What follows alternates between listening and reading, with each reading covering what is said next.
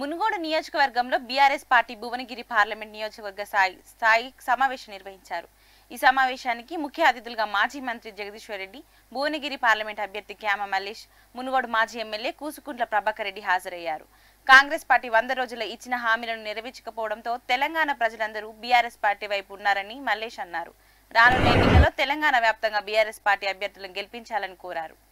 ప్రజలకు ఇచ్చినటువంటి రైతాంగానికి, యువతకు, మహిళలకు, సబ్బన వర్గాలకు ఇచ్చినటువంటి 400 రాష్ట్రంలో కాంగ్రెస్ పార్టీ ఇచ్చిన హామీలు నెరవేర్చనందుకు ప్రజలందరూ కూడా కేసీఆర్ గారి నాయకత్వం వైపు చూస్తారు। ఒకటి, కాంగ్రెస్ పార్టీలో ఒరిజినల్ కాంగ్రెస్ వాళ్ళ కన్నా పారాచూట్ కలుపు మొక్కలు వచ్చి ఎక్కువ చేరినాయి।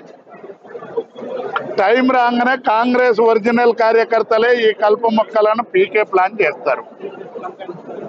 కాబట్టి తప్పకుండా ప్రజలందరూ కూడా బీఆర్ఎస్ గెలిపియాలనే సంకల్పంతో వాళ్ళ కోసం ఢిల్లీలో వాళ్ళకు ఇంకొక వేరే ప్రయోజనం ఏమీ ఉండదు।